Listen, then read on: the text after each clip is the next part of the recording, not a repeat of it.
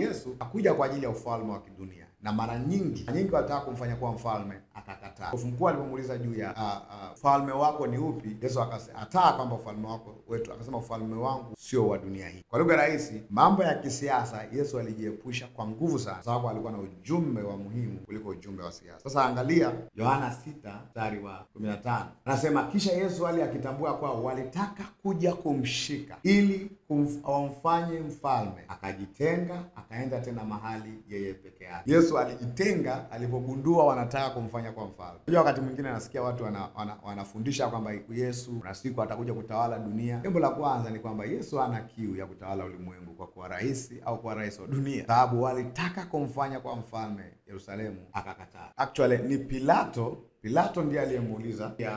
Pilato akamuuliza kwenye Yohana 18 mstari wa 35, akajibu, ama ni Myahudi mimi? 35, taifa lako na wakuu wako na wa makuhani ndio wamekuleta kwangu, umefanya.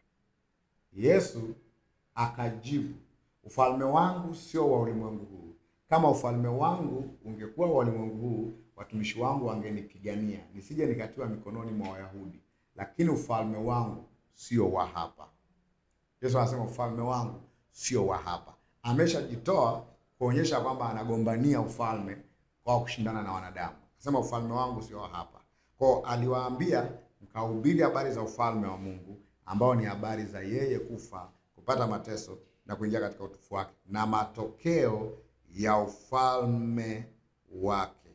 Kwa unaweza ukafikiri wanafunzi hawa walielewa kile ambacho Yesu amefanya. Ameambia mtakuwa mashahidi kwenye mstari wa 8 kwenye Matendo ya Mitume pale 1, mtakuwa mashahidi wa mateso na kufa na kufuka kwangu. Anasema huo ndio mtindo wangu wa kueneza ufalme wangu, ni habari za kufa na kufufuka kwake, which is wanafunzi hawa walipata shida kabisa kuelewa. Unaona kabisa walikuwa wanateseka mara nyingi sana.